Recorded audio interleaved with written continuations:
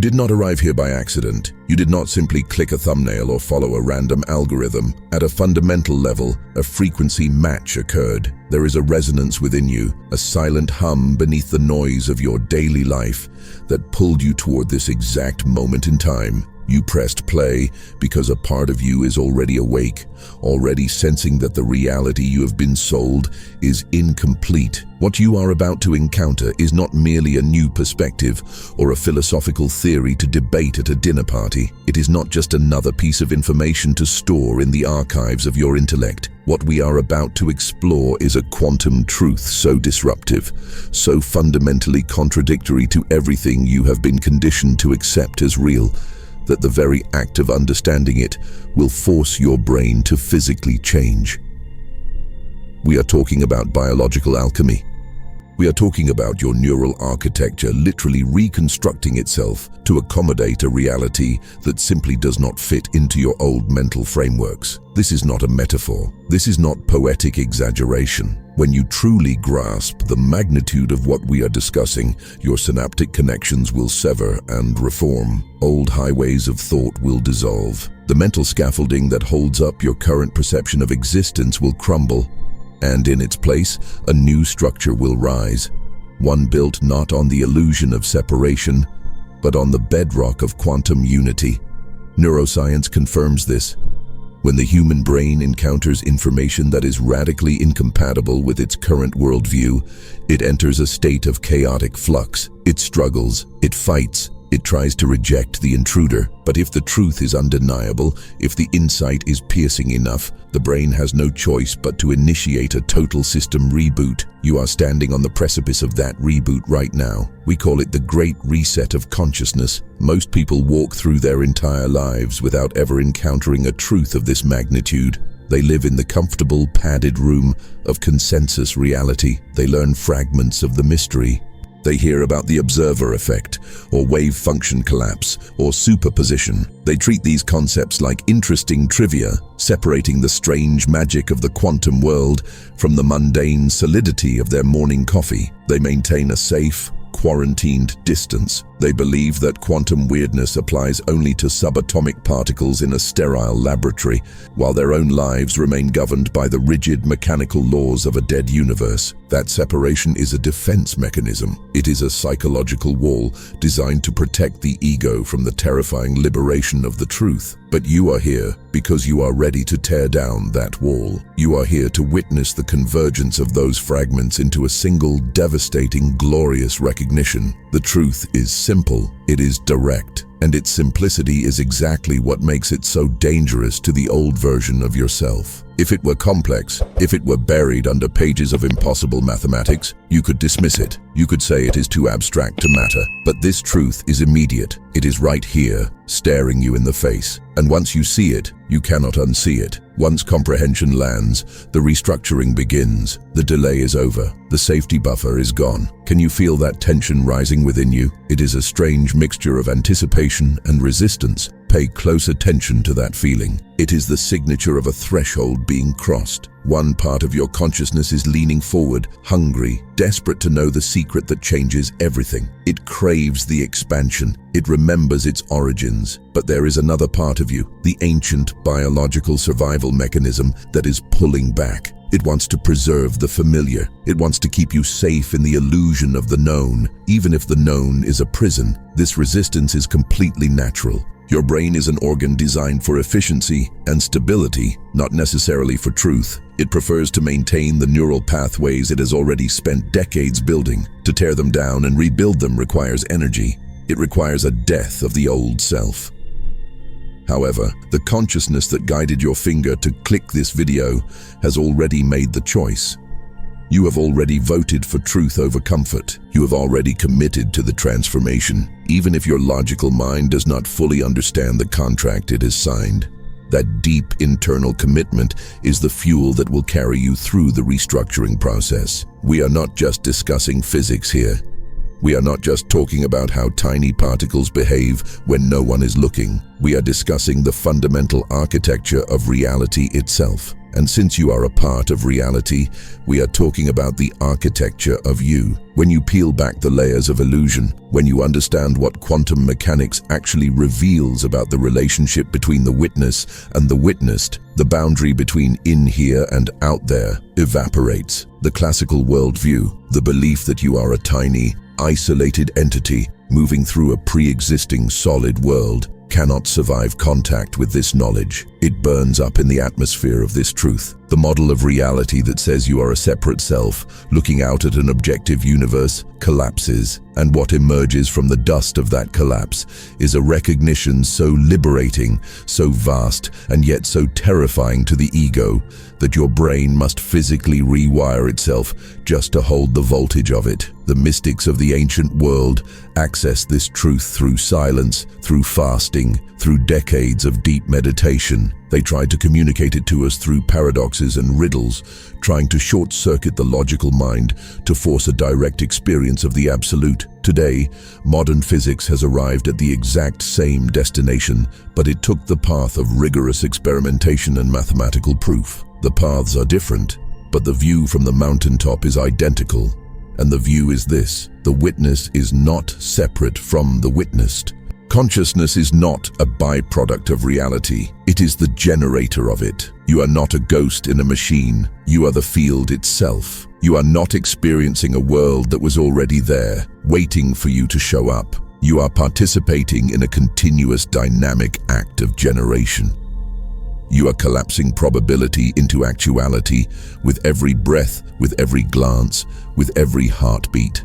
This is not philosophy. This is not metaphor. This is the literal, physical, quantum mechanical mechanics of existence. Take a deep breath. Let that settle in. What we are about to articulate will state this truth so clearly that you will not be able to misunderstand it. You will not be able to compartmentalize it. You will not be able to push it away into the corner of intellectual curiosity. Once this truth fully penetrates your awareness, the restructuring process becomes inevitable. It will not happen largely in an instant, though the realization might. The biological rewiring takes time. Neural pathways need to uncouple and find new partners. But because this truth is maximally incompatible with the lie of separation, your brain is forced into a corner. It must choose between denial, which requires a tremendous amount of energy to maintain, and restructuring. And since you are a seeker, since you are a consciousness that desires expansion, you will choose restructuring. You have already chosen it. You are about to undergo the Great Reset. So let us state the truth directly, without apology and without dilution. You are collapsing reality through observation. You are not a passive audience member sitting in a dark theater, watching a movie that was filmed billions of years ago. You are the projector. You are the light. You are the screen. And, in a strange loop, you are also the audience. Before you observe, reality does not exist in a definite state. It is a ghost. It is a cloud of potential. It exists in superposition, holding all possible states simultaneously. It is a shimmering ocean of maybe. It is your observation, your interaction with the field, that forces one of those infinite possibilities to freeze. You cause the wave to collapse into a particle. You cause the maybe to become the is. You are not discovering what is already there. You are determining what appears. And this is not a special power reserved for mystics or saints. This is not something you do only when you are focusing hard or visualizing a new car. This is what you are doing every single microsecond. Reality does not exist independently, waiting to be seen. Reality comes into existence because it is seen. The double-slit experiment, the foundational experiment of quantum physics, proves this. Particles exist as waves of potential until they are measured. The moment a measurement occurs, they snap into position. Delayed choice experiments take this even further, suggesting that observation in the present can actually determine what happened in the past. The quantum eraser experiment proves that you can alter the history of a particle by changing how you look at it right now. All of these experiments point to the same inescapable conclusion. Observation is an active act of creation. Apply this to your immediate experience. Right now, you believe you are looking at a screen with words on it. You believe this screen exists as a solid object, independent of your eyes. But quantum mechanically, before your observation, this screen and these words were a probability field. They were a superposition of all possible states. A screen with text, a screen without text, a screen of a different color, a screen that never existed. Your active observation is what collapsed that chaotic cloud of probability into the specific, orderly experience you are having right now. You are not seeing what exists objectively.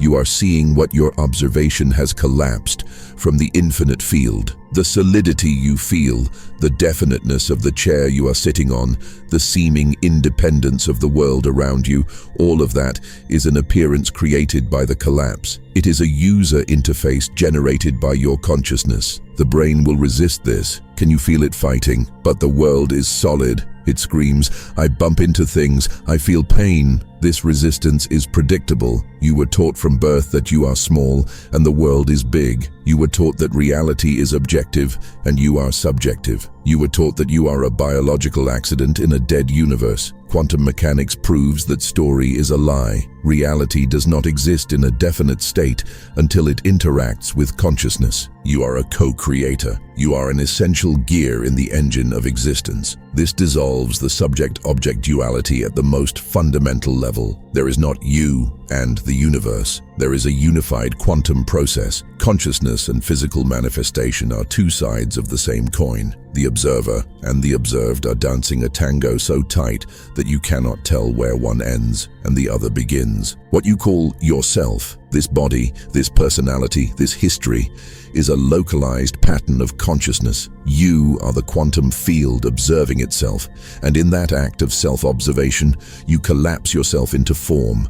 You are the universe waking up to itself. Understanding this is not just learning a new fact, it is pulling the keystone out of the arch of your reality. The foundational assumption that your brain has organized itself around, the assumption of separation, is false. And when the foundation cracks, the entire building must come down. Every belief, every fear, every concept of limitation that was built on the idea that you are separate and powerless becomes unstable. The brain must restructure around a new foundation. The new foundation is this: you are participating in reality's manifestation. You are an active agent. You are powerful beyond measure, not in an egoic sense, but in a fundamental, structural sense.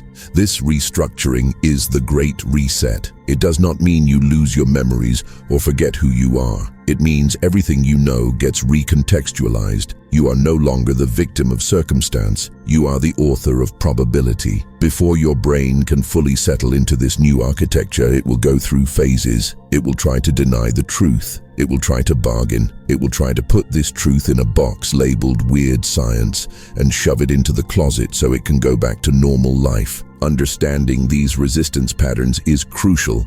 They are the guardians of the old world. They are the sentinels trying to keep you asleep. But you are awake now. You have seen the glitch in the matrix. Resistance is not wrong. It is a protective mechanism. It is trying to keep you safe from the disorientation of the unknown. But resistance prevents evolution. It prevents you from growing into the quantum being you were designed to be. We are going to identify these resistance patterns. We are going to shine a light on them so they lose their power over you. The first pattern is intellectual dismissal. This is the voice that says, this is just a theory. It's unproven. It's pseudoscience. Your brain tries to categorize this truth as a mere opinion. But this dismissal collapses under scrutiny. Every quantum experiment confirms that observation affects the outcome. The specific mechanism might be debated by physicists, whether it is the Copenhagen interpretation or many worlds, but the fact that the observer plays a crucial role is indisputable. This is experimentally verified fact. The second resistance is compartmentalization. Okay, your brain says, maybe this works for atoms and photons, but it doesn't apply to bowling balls and mountains. It tries to keep the quantum truth confined to the microscopic world. But this is a false distinction. Everything is made of quantum particles. your body, your car, your house, the stars. It is all composed of atoms following quantum rules. The only reason the macroscopic world looks solid is because of something called decoherence. The quantum weirdness is happening so fast and hiding so well that it looks like solid matter, but it is not. Your world is quantum, all the way up and all the way down. Scale does not change the fundamental nature of reality. The third resistance is the fear of solipsism. If I am collapsing reality, does that mean I am creating everything? Does that mean other people aren't real? The ego recoils at this. It feels lonely. It feels terrifying. But this is a misunderstanding. You are not the only consciousness. You are one node in a vast, interconnected web of observation. We are all collapsing reality together. We are co-creating a shared dream. Other people are their own observation points. Where our observations overlap, we create a shared, consistent reality through quantum entanglement. You are not alone. You are intimately connected to every other observer in the field. The fourth resistance is the avoidance of responsibility. If I create reality, then every bad thing that happens is my fault. The brain hates this. It wants to be a victim because being a victim is safe. It absolves you of power. But quantum truth is not about blame. Most of your observation is happening unconsciously. You are collapsing probability based on deep-seated programs, fears, and collective conditioning. You are participating, yes, but you have not yet mastered the controls. Understanding this is not about guilt. It is about empowerment. It is about moving from an unconscious creator to a conscious one. The fifth resistance is existential destabilization. If reality isn't solid, what can I trust? The ground beneath your feet feels like it is turning to liquid. The certainty of the separate self dissolves. The certainty of a fixed past and a predetermined future evaporates. This feels like falling. It feels like losing your mind. But you are not losing your mind. You are finding it. This destabilization is necessary. You cannot renovate a house without knocking down some walls. The old foundation was comfortable, but it was a lie. The new foundation is disorienting at first, but it is the truth. Your brain will stabilize. It will find a new equilibrium. But during the transition, you must be willing to tolerate the vertigo. You must be willing to float in the void while the new structures are being built. Recognize these resistances as they arise. Do not fight them. Do not judge yourself for having them. Just watch them. Say to yourself, there is the brain trying to protect the old worldview. By witnessing the resistance, you disarm it. You create a space where the truth can penetrate even while the fear is present. Resistance will dissolve naturally as the brain restructures. You do not need to force it. You just need to keep your eyes open. You just need to keep breathing in the truth. We are going to deepen this understanding. We are going to explore what observation really means, because it is much more than just looking at something with your eyes. It is a fundamental interaction of information. It is the universe knowing itself through you. Are you ready to dive deeper? Are you ready to understand the mechanics of how you generate the world? This is the beginning of the Great Reset. The old you is fading. The quantum you is emerging. Stand by. The reconstruction is underway. Let us dismantle the greatest misconception that keeps you locked in the illusion. We need to surgically remove the false definition of observation that you have been carrying, because until you understand what we actually mean by this word in a quantum context, you will remain powerless. Most people believe that observation requires conscious, focused attention. They think they are only observing reality when they are actively looking at a sunset, reading a book, or staring into a mirror. They believe that if they close their eyes or walk into another room, the observation stops. This is the classical trap. This is the mistake that keeps the ego feeling small and the universe feeling distant. Quantum observation is far more fundamental, far more pervasive, and far more terrifyingly constant than mere visual attention. In the language of the quantum field, observation is any interaction that generates information. It is any moment where the indefinite haze of possibility is forced to make a choice. It does not require your personality to be involved. It does not require your thoughts to be analyzing the data. It requires interaction. When a single photon of light travels across the room and strikes the retina of your eye, an observation has occurred. Information has been generated. The wave function has collapsed. When a sound wave vibrates against the delicate drum of your ear, a collapse happens. When a molecule of oxygen binds to a receptor in your bloodstream, a choice is made from the sea of infinite probability, and a definite reality is born. You are not just observing when you are thinking about it. You are a walking, breathing, living machine of quantum collapse. Every single second, your biological vessel is engaging in billions of micro-observations. Your nervous system is a lightning rod, grounding the infinite electricity of the potential into the solid earth of the actual. Consider the implications of this. It means you are collapsing reality continuously. You are doing it right now. As your skin senses the temperature of the room, you are doing it as your heart beats, collapsing the probability of a pulse into the reality of a rhythm. Most of this is happening on autopilot. It is happening below the threshold of your conscious awareness. This is the automatic mode of the simulation. It is the default setting where your biology interacts with the environment based on programmed laws, genetic coding, and deep-seated expectations. This distinction is the key that unlocks the door to mastery. We must distinguish between unconscious observation and conscious observation. Unconscious observation is what keeps the world stable. It is why the chair remains a chair when you are not thinking about it, because your subconscious expectations and the collective field of observation are holding it in place. But conscious observation, that is where the magic happens. That is where you introduce a new variable into the equation. When you bring your conscious awareness to a specific point of focus, you are no longer just letting the program run. You are stepping into the code. You are adding the weight of your intention to the probability distribution. Think of the quantum field as a loaded die. Unconscious observation lets the die roll according to the laws of averages and past momentum, but conscious observation loads the die. It shifts the statistical likelihood. It bends the curve of probability toward your focus. You might wonder, if I am constantly collapsing reality, why can I not instantly manifest a castle or fly through the air just by thinking it? This is the question the ego always asks. The answer lies in the density of the probability distributions you are working with. You are not observing in a vacuum. You are observing within a dense, interconnected web of history, physical laws, and collective agreement. The probability of you floating in the air right now is technically non-zero, but it is infinitesimally small because the collective observation of billions of humans and the physical constants of this dimension are heavily weighted against it. However, your participation is real. You are always influencing the outcome. You are always pushing the needle.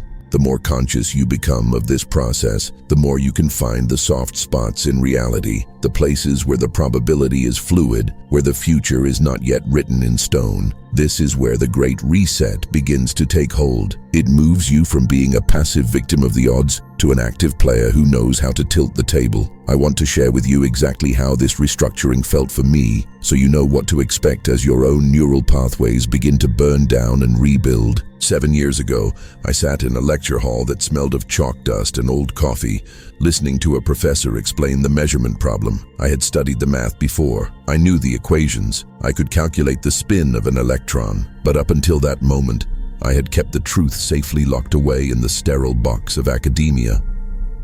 Then, the professor said something that pierced through my intellectual defenses like a spear. He looked at us and said, "Do not make the mistake of thinking this is about particles. The particles are just the building blocks. If the blocks are probability until observed, then the castle is probability until observed. You are not living in a universe of things. You are living in a universe of potential that you are freezing into things." That sentence was the detonator. I walked out of that seminar and stepped onto the pavement outside, and for the first time in my life, the world did not look solid. I looked at the concrete beneath my feet, and instead of seeing gray stone, I felt a vertigo of recognition. I realized that the sensation of solidity was a feedback loop between my expectations and the field. I looked at the trees swaying in the wind, and I did not see biological structures. I saw waves of green energy being rendered into form by my act of witnessing them. The drive home was terrifying. I gripped the steering wheel so hard my knuckles turned white, because a part of my brain, the old reptilian part that craves safety, was screaming that the car might dissolve if I stopped paying attention to it. This was the beginning of the destabilization phase. This is the price of admission for the truth. For the next 3 months, my brain was a construction zone. You know what it is like to renovate a house while you are still living in it? The dust is everywhere. The walls are torn open, exposing the wiring. The water is shut off. You cannot find a comfortable place to rest. That is what happened to my mind. The old architecture, the belief in a separate, objective, solid world, was being demolished, but the new architecture had not yet been built. I found myself oscillating wildly. One moment, I would fall back into the comfort of the illusion. I would get angry at traffic or worry about a bill, and for a brief second I would feel normal again. I would feel like a small person in a big, difficult world. And then I would catch myself. I would remember, wait, this traffic is a probability distribution. This bill is a manifestation of a scarcity frequency I have been broadcasting. And snap, the vertigo would return. I questioned everything. I looked at my own hands and wondered where I ended and the air began. At the quantum level, there is no boundary. The electrons in my skin are exchanging energy with the electrons in the atmosphere. There is no line. The line is a concept drawn by the brain, not a reality of the territory. I began to question the continuity of my own existence. When I sleep at night, does the world disappear? Does my body return to a cloud of potential? When I wake up, am I collapsing the same body, or am I collapsing a slightly different version of myself based on the vibration I woke up in? These questions cascaded like a waterfall. It was not just intellectual curiosity, it was existential dread. I felt like I was losing my grip on sanity, but I was not losing sanity. I was losing insanity. I was waking up from the collective hallucination that we call being normal. The normal world is a shared dream where we all agree to pretend that we are separate. Waking up from that dream is disorienting because you are the only one in the room who realizes the walls are made of smoke. This phase is crucial. If you are feeling this, if you are feeling a sense of unreality, a sense of detachment, or a sudden questioning of things you used to take for granted, do not panic. Celebrate. It means the medicine is working. It means the virus of truth has bypassed your firewalls and is beginning to rewrite your operating system. The brain requires this period of chaos. It needs the old structures to soften before they can be reshaped. Think of metal. To forge a sword, you must heat the metal until it is red hot and malleable. You have to destroy its rigid form so it can become something sharper, stronger, and more lethal. You are in the fire right now. Your beliefs are melting. Your certainty is evaporating, and it feels dangerous. It feels like you are free-falling without a parachute, but you do not need a parachute because there is no ground to hit. There is only the infinite field, catching you, holding you, responding to you. During those 3 months of restructuring,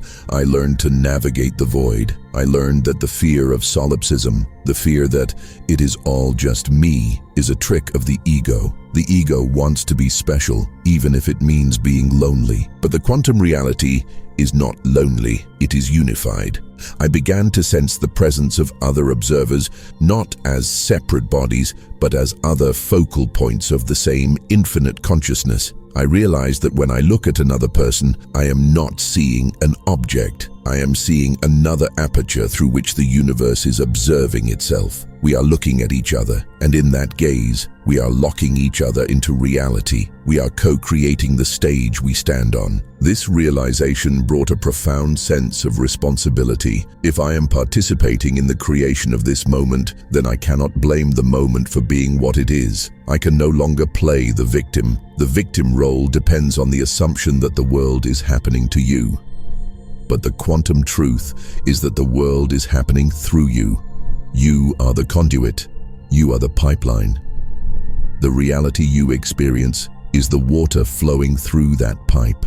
If the water is dirty, you do not yell at the river. You clean the pipe. You clean your perception. You adjust your frequency.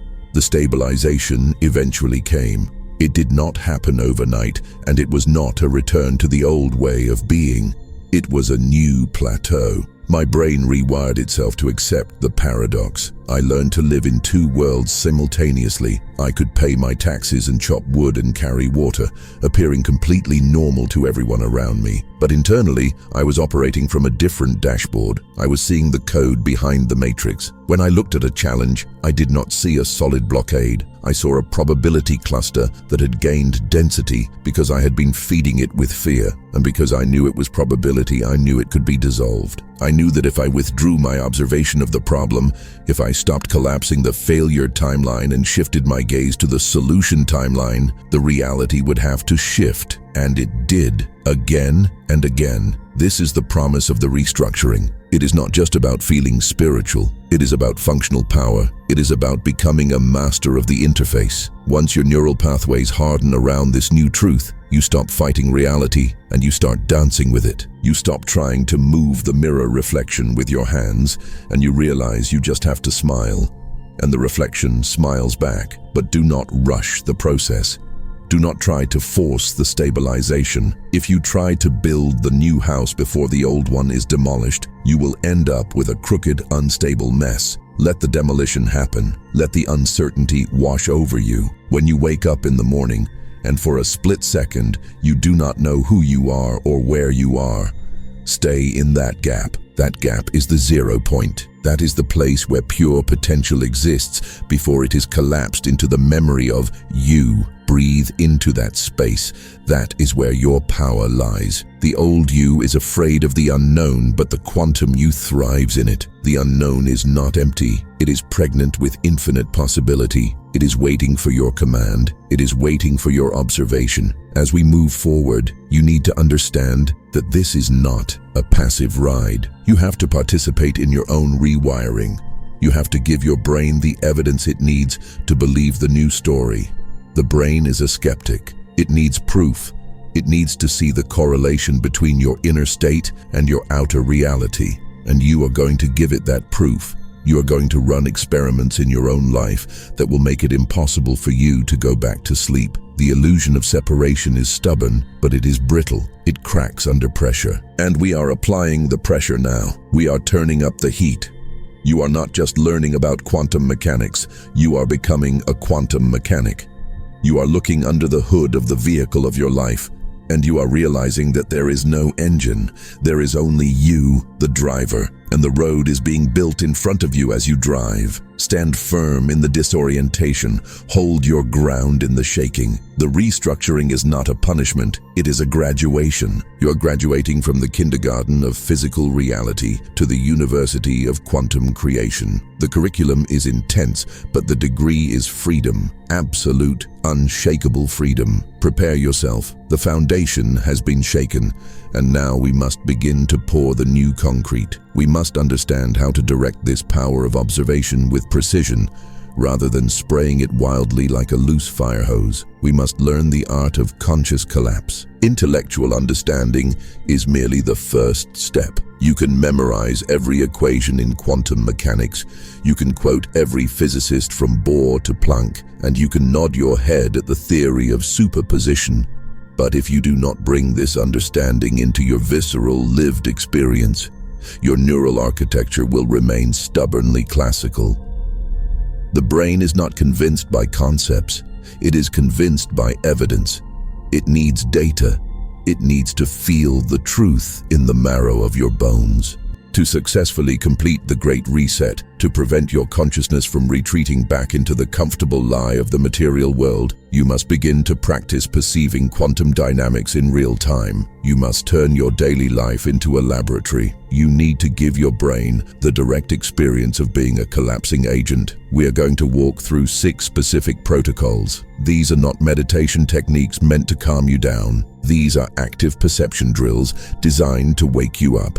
They are designed to disrupt the automatic processing of your visual cortex and force your brain to acknowledge its role in the creation of the moment. These practices create an experiential foundation. They build the new floor beneath your feet so that when the old floor dissolves, you do not fall into the abyss. You stand on the solid ground of your own power. The first protocol is observation awareness.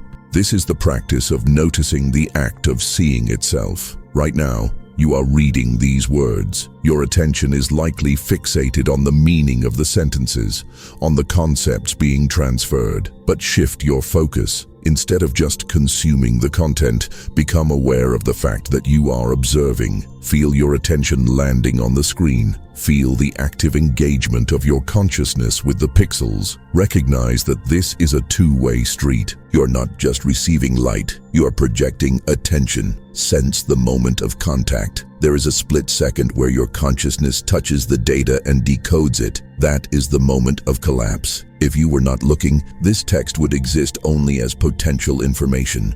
Your gaze is what renders it into English, into meaning, into impact. Practice this throughout your day.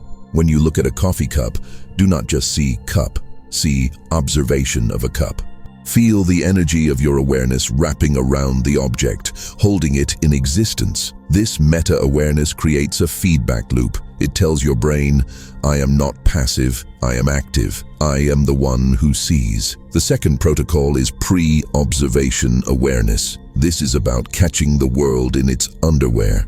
It is about noticing the moment before something comes into definite experience. Here is how you do it. Before you walk into a room, pause at the door. Close your eyes for a second. Remind yourself that the room on the other side of that door does not exist in a definite state yet. It is a probability cloud. It is a swirling vortex of potential furniture, potential lighting, potential atmosphere. It is the Schrödinger's room.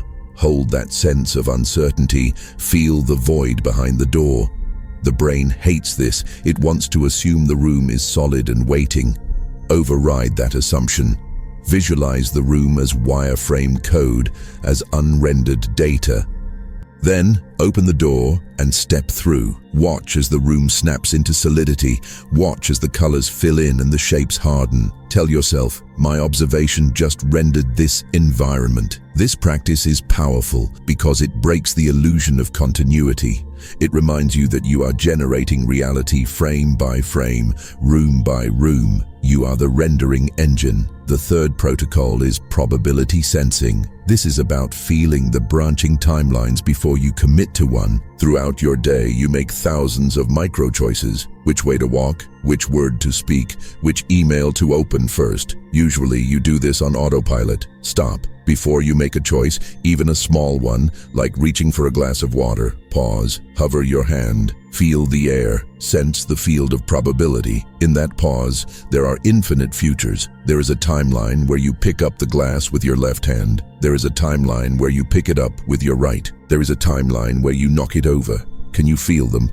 They are all hovering there, ghostly and real, waiting for your command. Feel the openness of the future, then make your move. Watch how your choice collapses the wave function. Watch how all those other timelines evaporate, leaving only the one you selected. This practice develops the experiential recognition that the future is not fixed. It is a menu of probabilities, and you are the diner holding the menu. The fourth protocol is observation variation. This exercise demonstrates how your internal filter determines your external reality. Look at a scene, a busy street, a park, your own living room. Look at it normally. Notice what jumps out at you. Now, change your filter. Decide that you are going to scan the scene looking only for the color red. Suddenly, the red car, the red sign, the red flower pop out. The reality has shifted. The red version of the world has collapsed into the foreground. Now, shift again. Look for patterns. Look for circles. Look for signs of decay. Look for signs of beauty. With each shift in your observational intent, the physical world seems to rearrange itself. You are drawing different data from the quantum field. You are proving to yourself that the world is not an objective picture. It is a database, and your observation is the search query. If you search for misery, the field will collapse a miserable reality. If you search for opportunity, the field will collapse a path forward. You are verifying that observation affects what manifests. The fifth protocol is conscious collapse intention. This is where we start to take control. Before you enter a high-stakes situation, a meeting, a date, a creative session, set a deliberate intention. Do not just walk in blind. Pause outside and broadcast a signal. Say to yourself, I intend to observe connection. I intend to observe clarity. You are preloading the dice. You are influencing the probability distribution before the collapse occurs. Then, walk in and observe. You will notice that the experience aligns with your intention far more often than random chance would allow. You are not controlling every variable. You cannot force other people to behave exactly how you want, but you are shifting the odds. You are creating a resonance field that makes certain outcomes more likely to crystallize. This practice moves you from being a gambler to being the house. You realize that while you cannot control the roll of every die, you can tilt the table in your favor. The sixth protocol is collective observation recognition. This is the practice of acknowledging the multiplayer nature of this simulation. When you are with another person, look at an object together. Realize that you are both collapsing that object from your own unique perspectives. You're engaging in a handshake of consciousness. You're entangled. The reason you both see the same table is because your probability fields are overlapping and agreeing on a consistent reality. Notice the consistency. It is a miracle of synchronization, but also notice the differences. You might see the table as cluttered, while they see it as lived in. You are co-creating the hard data, the wood, the shape, while individually collapsing the qualitative data, the meaning, the vibe. This practice heals the fear of being alone in the universe. It confirms that you are not solipsistically creating phantom people. You are dancing with other gods. You are participating in a massive collective act of art. As you engage in these practices, something profound and initially unsettling is going to happen. We need to talk about the temporary loss of certainty. This is a phase that almost everyone goes through during the Great Reset, and if you are not warned about it, it can feel like a breakdown. It is not a breakdown, it is a breakthrough, but it feels like the ground is turning to water. When your brain starts to truly accept that reality is probability collapsing through observation, you will lose the false certainty that held your old life together. You will start to question basic assumptions that you never even knew you had. You might find yourself asking, do I exist continuously? If I am a series of collapsed moments, what happens in the gaps? When I'm not observing my own body, does it dissolve? When I sleep, does the universe shut down to save processing power? These questions can induce a sense of vertigo. You might look at your past and wonder, did that really happen? Or am I just collapsing a memory of it right now? Quantum mechanics suggests that the past exists as a probability wave until it is measured in the present. That means your history is not a fixed stone tablet. It is a fluid story that is being rewritten by your current state of consciousness. This realization can be destabilizing. It dissolves the identity you built on your story.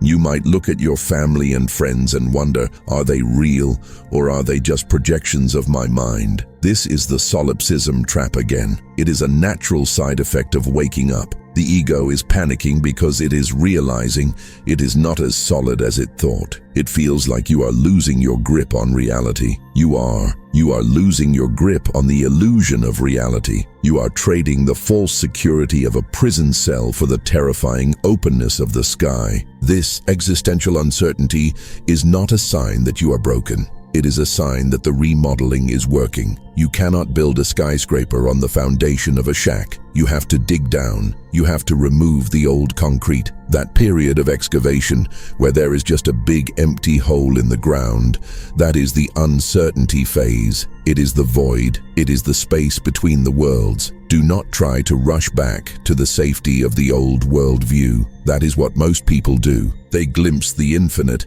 get scared, and run back to their tiny, limited boxes. They choose the comfort of the lie over the vastness of the truth. Do not do that. Stand in the uncertainty. Tolerate the not knowing. When the questions arise, am I real? Is this real? Do not fight them. Let them float. Recognize that this uncertainty is actually a higher form of intelligence. Certainty is usually just ignorance dressed up as confidence. The classical worldview gave you easy answers. You are a body, you were born, you will die, the world is solid. Those answers were simple, comforting, and wrong. The quantum truth is complex, paradoxical, and right. It requires you to hold conflicting ideas simultaneously.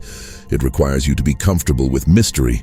You are growing up. You are evolving from a child who needs black and white answers into an adult consciousness that can navigate the infinite shades of gray of the quantum field. I went through this myself. For 2 months, I felt like I was walking through a dream. I doubted my memories. I doubted the solidity of the walls. I would touch a table and expect my hand to go through it. It was frightening, yes, but it was also electric. I felt alive in a way I never had before. I felt the buzz of the atoms. I felt the hum of the potential. Eventually, the brain stabilizes. It finds a new equilibrium, but this new stability is different. It is not rigid like the old one. It is flexible. It is fluid. It is the stability of a surfer on a wave, not a statue on a pedestal. You learn to balance on the probability. You learn to trust the process of collapse. You realize that you do not need to know if the ground will be there forever. You just need to know it will be there when you put your foot down. This transition is the price of freedom. You are trading a small, safe, predetermined life for a vast, open, creative existence. The dizziness you feel is just the sensation of your chains falling off. It is the vertigo of ascension. Breathe through it. Trust it. You are not dissolving into nothingness. You are expanding into everythingness. Understand that what is happening to you individually is reflecting a massive shift happening collectively. You are not alone in this vertigo. Thousands of others are waking up right now, feeling the same shaking of the foundations. We are in the midst of a species-wide upgrade. The collective consciousness of humanity is attempting to migrate from the classical server to the quantum server. Rupert Sheldrake calls this morphic resonance. It means that every time one person successfully navigates this shift, it becomes easier for the next person. By holding your ground, by moving through the uncertainty without retreating, you are blazing a trail. You are laying down a neural track in the collective mind. You are making it easier for your children, for your friends, for strangers you will never meet, to wake up. The first people to go through this, the mystics, the outliers, they had to do it alone. They had to hack through the jungle with a machete, with no map and no guide. But now, the path is becoming a road. The morphic field is strengthening. You are benefiting from the work of everyone who came before you. You are standing on the shoulders of quantum giants, and in turn, you are becoming a giant for those who follow. The science is catching up. Quantum biology, quantum computing, quantum neuroscience. These fields are validating what the mystics knew. The weirdness is going mainstream. This helps. It gives your logical mind a permission slip to let go. You are not going crazy. You are going quantum. You are aligning with the cutting edge of evolution. So when the doubt comes, when the ground shakes, when you feel like you do not know who you are anymore, celebrate. Say, the reset is happening. Say, I am restructuring. Do not cling to the shore. Push off into the deep water. The uncertainty is not the enemy. It is the ocean of potential, and you are learning to swim. You are moving toward a state where not knowing is not a source of fear, but a source of magic. In the classical world, if you do not know what is going to happen, you are unprepared. In the quantum world, if you do not know what is going to happen, anything can happen. The unknown is the birthplace of the miraculous. Embracing the uncertainty is the ultimate act of faith in your own power as a creator. It is saying to the universe, I do not need a script. I will write it as I go. This is the heroic journey of the modern age. It is not about slaying a dragon. It is about slaying the illusion of the separate self. It is about enduring the dark night of the soul to witness the dawn of the quantum self. You are in the tunnel now. Keep moving. The light at the end is not a train. It is you. It is the real you, the luminous, unlimited probability collapsing you, waiting to welcome you home. We are approaching a critical threshold. There is a singular moment of choice that determines whether this brain restructuring completes its magnificent architecture or whether the consciousness aborts the mission and retreats into the safety of the old world. This is not a choice you make with your logical mind. It is not a choice you write down on a pros and cons list.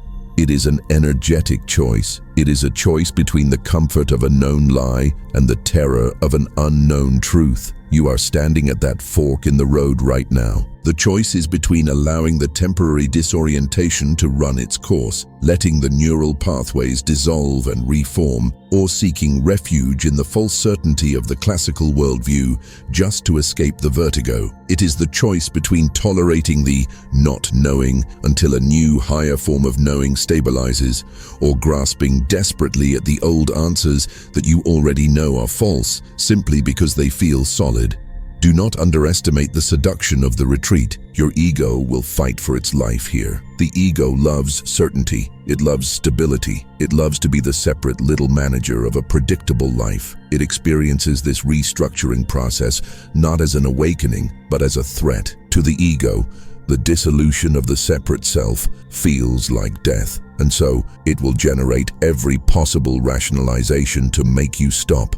It will whisper in your ear with the voice of reason. It will say things like, quantum mechanics does not really apply to paying the rent. It will say, this is just a philosophical game. It is not practical. It will say, you are losing your edge. You need to get back to the real world. It will try to convince you that the interpretation is unproven, that you are just imagining things, that you are becoming ungrounded. Recognize these thoughts for what they are. They are not wisdom. They are the immune system of the old paradigm trying to reject the new understanding. They are the frantic attempts of a dying operating system trying to prevent the upgrade. This choice cannot be made from the ego, because the ego is the thing being dismantled. The choice must come from a deeper place in your consciousness, the part of you that is committed to truth over comfort, the part of you that has already seen the man behind the curtain and knows that you can never truly go back to believing in the wizard.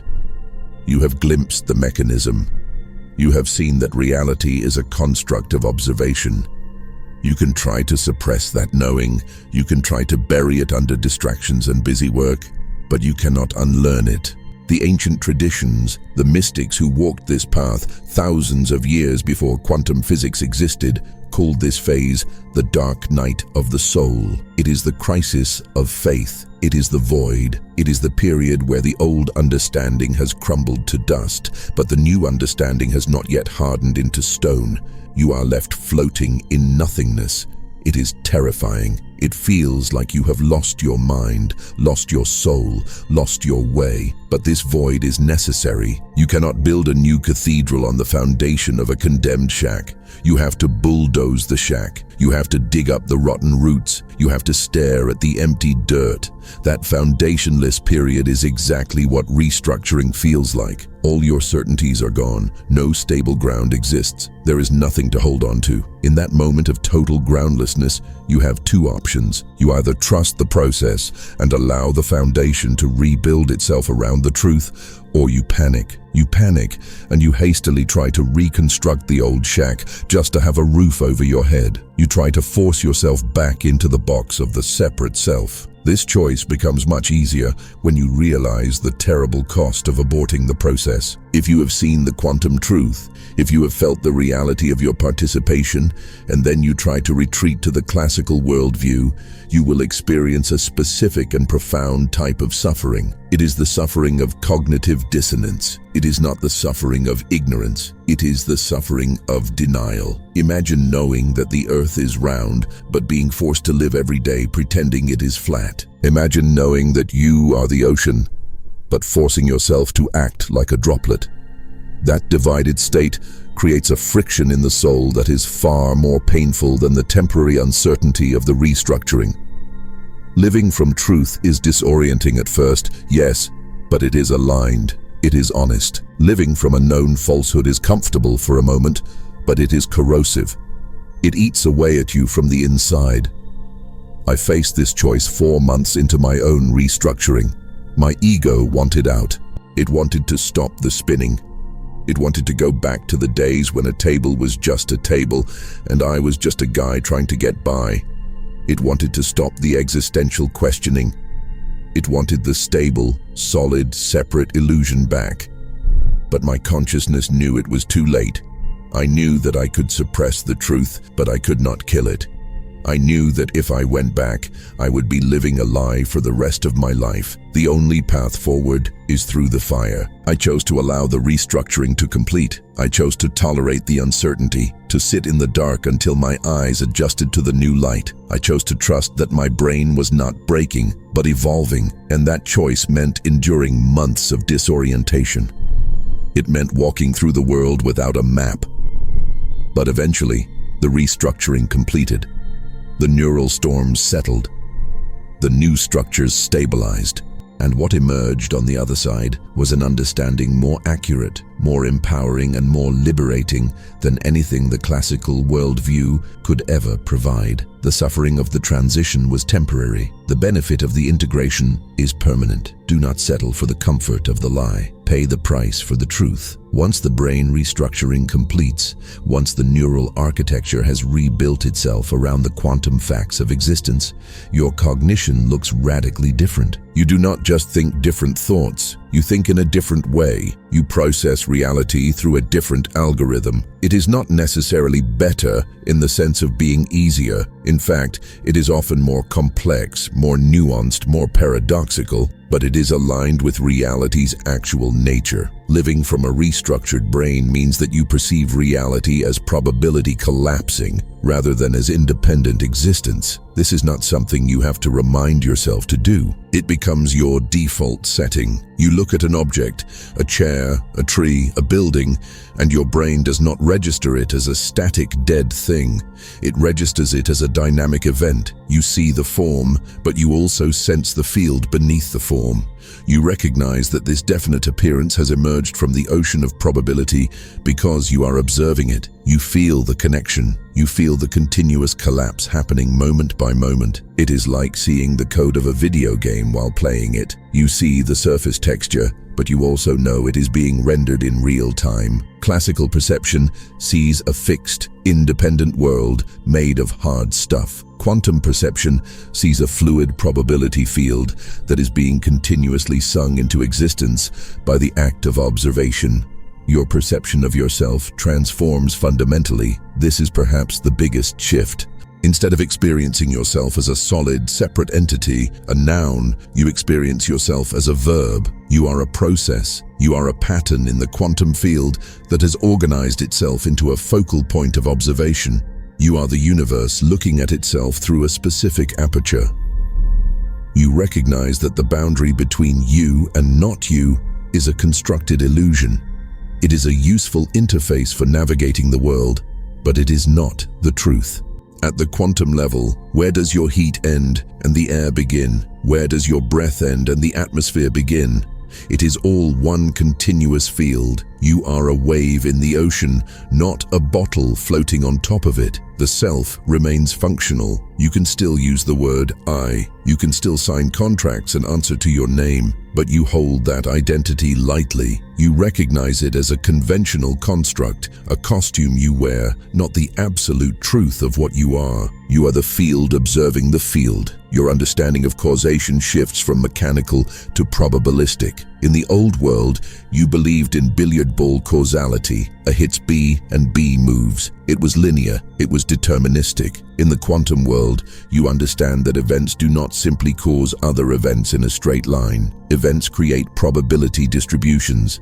Every action you take, every thought you think, ripples out and changes the likelihood of future events. You realize you are not controlled by the past. The classical mind thinks, I am this way because this happened to me 10 years ago. That is mechanical thinking. The quantum mind thinks, the past exists as a probability pattern that is influencing my present, but I am collapsing the moment right now. You shift from being a victim of cause and effect to being a participant in probabilistic co-creation. You are not a cog in a machine. You are a jazz musician improvising with the orchestra of the universe. Time itself changes texture. This is difficult to explain until you feel it, but the restructured brain experiences time as fluid rather than linear. The classical view is a straight line, past behind you, future ahead of you, and you are a point moving along the line. The quantum view is that the past and future are probability clouds, and the present is the only place where the needle touches the record.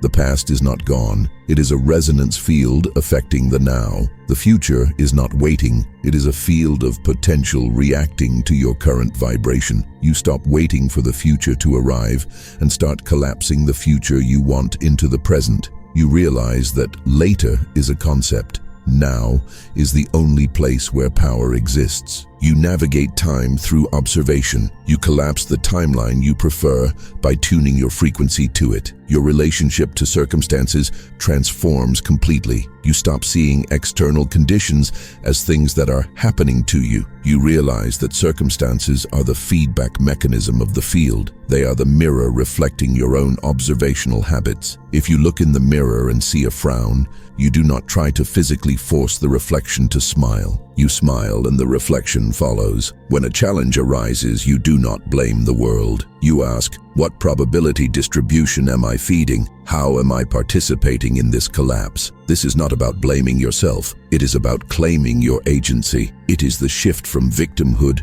to responsibility. A victim asks, why me? A creator asks, what now? Manifestation stops being a technique you do for 20 minutes in the morning. It becomes your way of breathing. You realize you are always manifesting. You are always collapsing reality. Every fear is a prayer for what you do not want. Every worry is a rehearsal of a timeline you do not wish to enter. Every moment of gratitude is an anchor for a timeline of abundance. The restructured brain is conscious of this continuous process.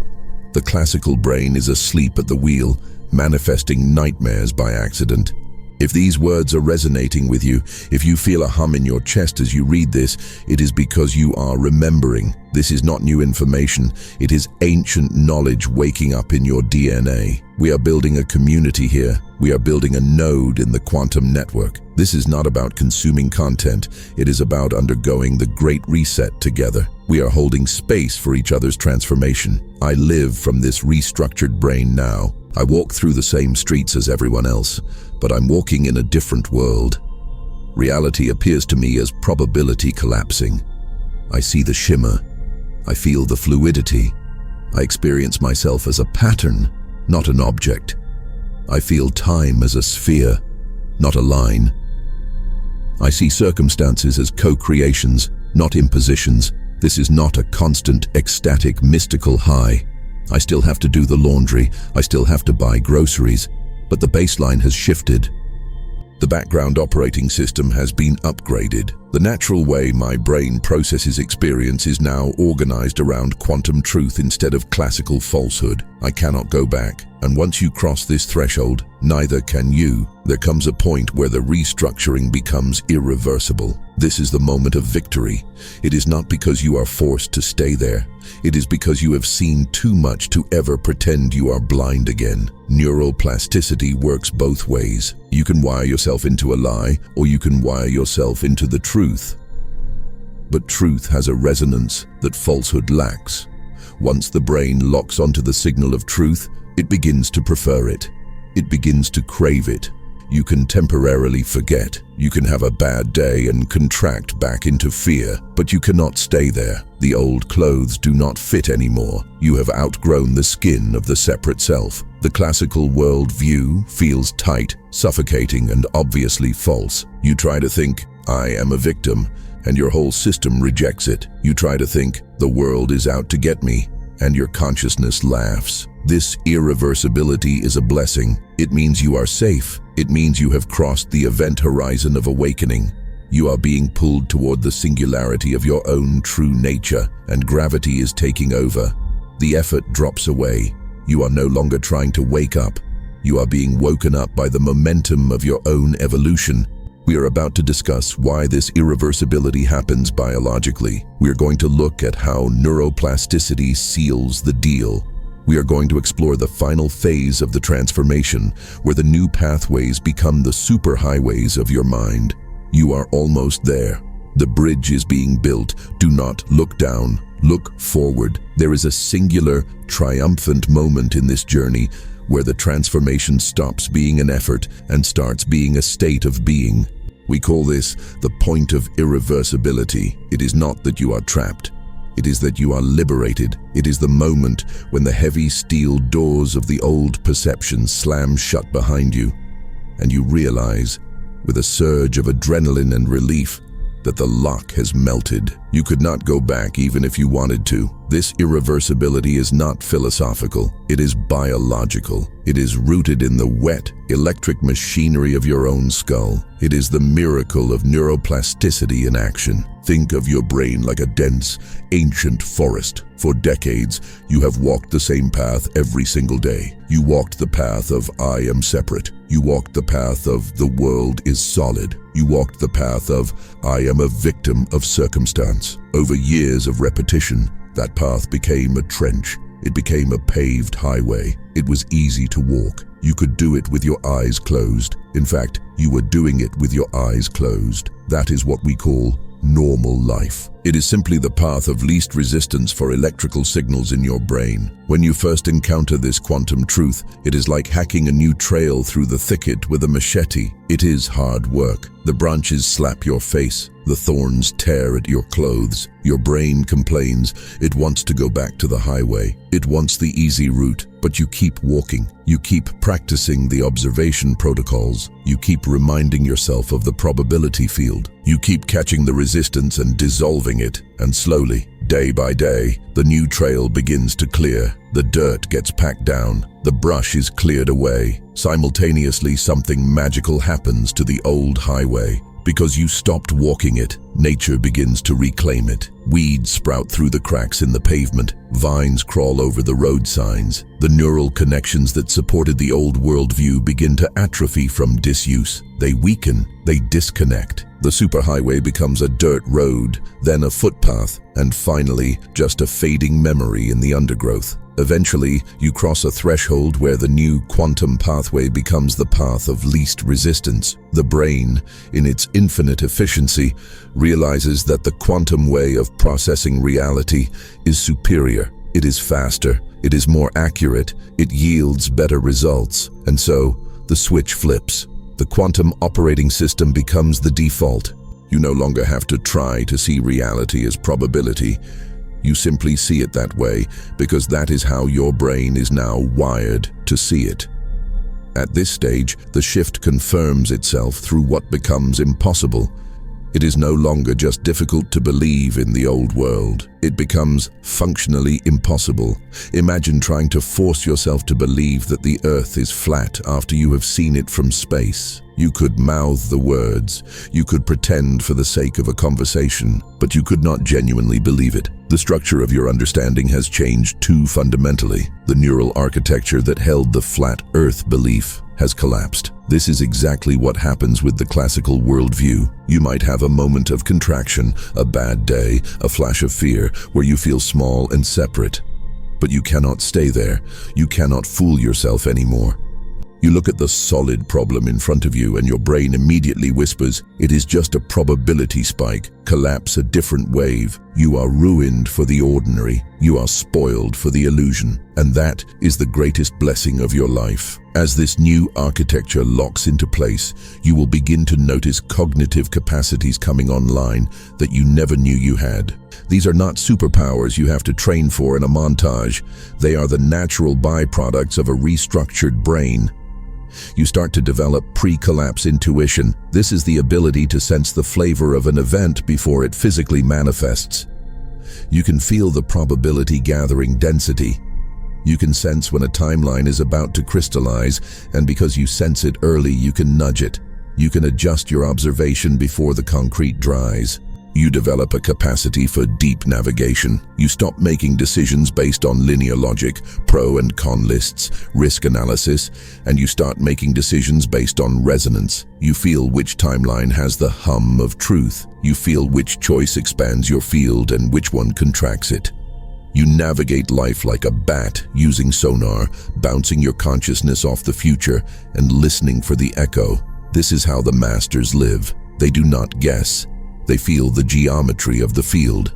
What is even more fascinating is that science is beginning to suspect that this restructuring actually increases the quantum coherence of your biology. There are theories in quantum neuroscience suggesting that microtubules, tiny structures inside your neurons, act as quantum antennae. In a sleepwalking brain, this coherence is short-lived. It is noisy. But as you align your consciousness with the truth of your nature, as you stop fighting the field and start embodying it, that coherence extends. The signal creates a feedback loop. The more quantum you know yourself to be, the more quantum your brain functions. You literally become a stronger broadcaster. You become a clearer channel for the creative force of the universe. I am telling you this from the other side of the bridge. It has been 8 years since my own brain reset began. 8 years since that first terrifying, exhilarating crack in the cosmic egg. And I can tell you with absolute certainty, I cannot go back. I cannot unknow that I am an observation point for the infinite. I cannot unfeel the continuous dance of co-creation. The classical world of dead matter and accidents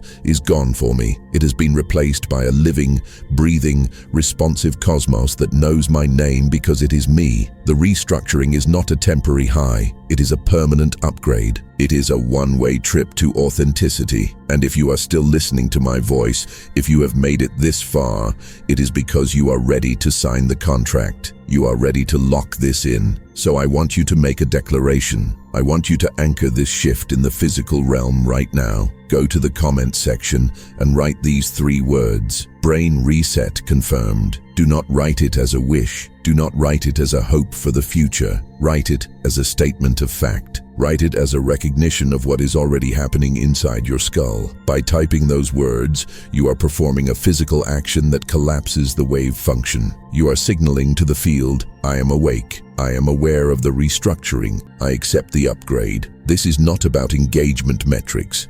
This is about energetic signatures. This is about you staking your claim in the new reality. When you declare it, you solidify it. You tell your brain, this is real. We are doing this. And when you see others writing it, know that you are looking at your family. You are looking at the other nodes in the network that are lighting up. Every single video on this channel, every word I speak is designed to do one thing, to support this restructuring, to provide the scaffolding for your new mind until you are strong enough to stand on your own. We are not just sharing information here, we are sharing frequency. We are maintaining a high coherence field so that when you enter this space, your own restructuring accelerates through resonance. If these teachings are acting as the catalyst for your evolution, then you need to stay plugged in. You need to subscribe. Not just to get a notification, but to align yourself with this current. Subscribe to the frequency, subscribe to the movement. Because the more of us who complete the Great Reset, the stronger the morphic field becomes. We are making it easier for the collective. We are the icebreakers crashing through the frozen sea of the classical mind, opening a channel for the rest of humanity to follow. Everything we have discussed, the history, the science, the resistance, the protocols, it has all been leading to this precise moment. The Great Reset is not a future event. It is not something that will happen next Tuesday. It is happening now. It is happening in the silence between my words. It is happening in the electrical firing of your neurons as you process this sentence. Take a breath, a deep, conscious breath. Fill your lungs with the probability of the moment, and as you exhale, let the truth sink all the way down to the roots of your being. You are not a separate witness watching a movie. You are the participating consciousness. You are the dreamer and the dream. Before you observe, there is only the shimmering potential. After you observe, there is the experienced reality. You are the bridge. You are the collapse mechanism.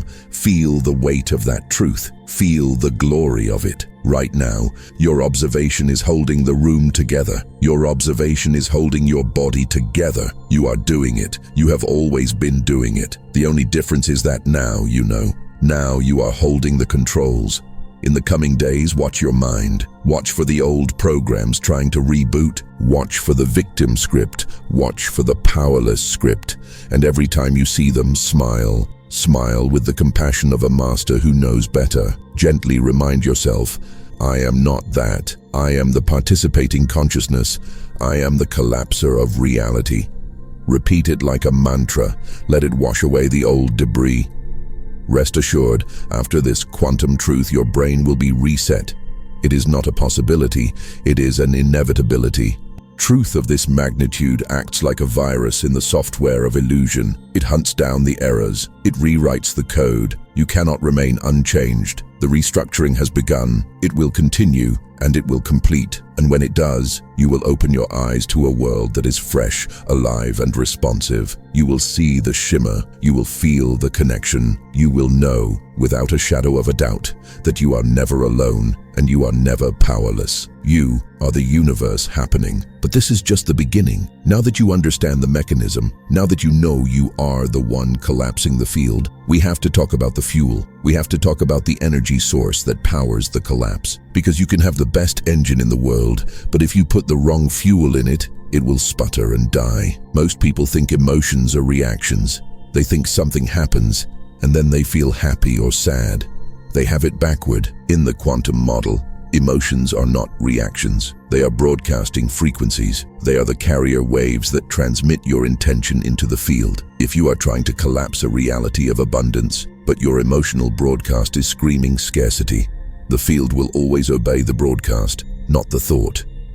You need to understand how to shift from emotional reaction to emotional transmission. You need to learn how to use your heart as a quantum amplifier. That is the next step in your mastery.